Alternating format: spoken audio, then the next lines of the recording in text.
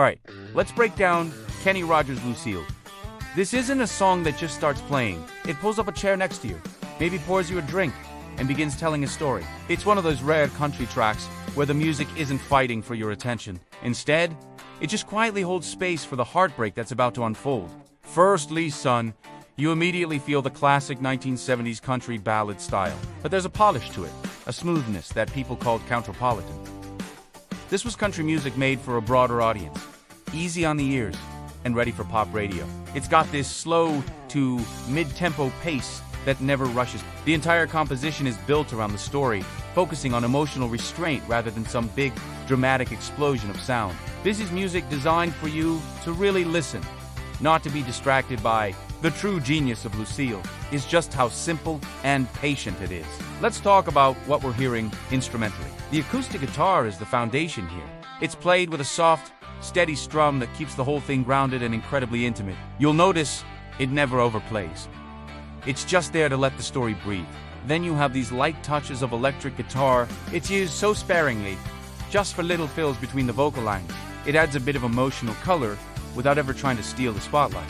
You hear these subtle bends and gentle phrases that almost echo the sadness in the lyrics. And of course, you can't miss the pedal steel guitar. It's one of the main emotional anchors of the whole song. It creates that iconic crying, sliding sound that is the heart and soul of classic country. You hear it weaving in the background, just underlining that feeling of loneliness and regret.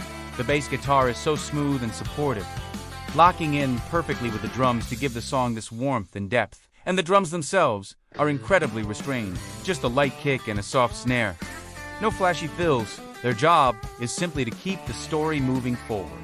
Tucked away in the mix, there's a piano, quietly layered in, adding just another shade of emotional color and enhancing that reflective mood.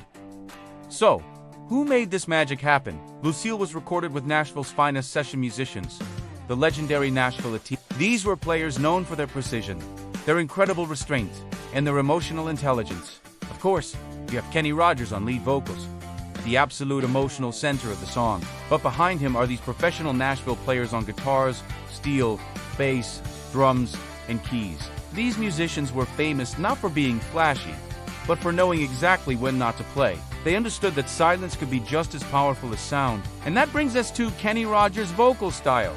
He doesn't sing at you in this song. He almost talks the story into existence. His delivery is so calm, so conversational.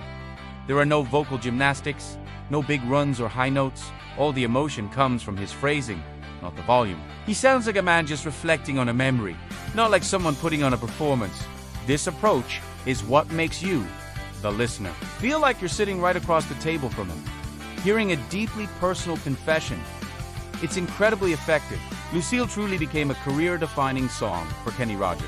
It helped establish him as one of music's master storytellers and proved that country music could be quiet and still be immensely powerful. It went on to influence countless country ballads that followed, all focusing on that narrative depth.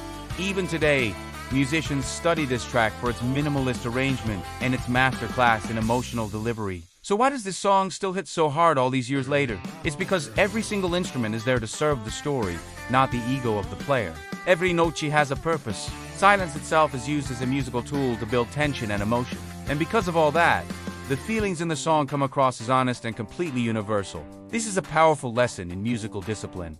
A reminder that sometimes the strongest reaction comes from doing less, not more. To wrap it up, Lucille isn't just a song, it's a conversation set to music. Every instrument listens before it speaks, and that's precisely why the story hits so hard. What a masterpiece. Thanks for watching with me. If you enjoyed this breakdown, make sure to like and subscribe for more. See you in the next one.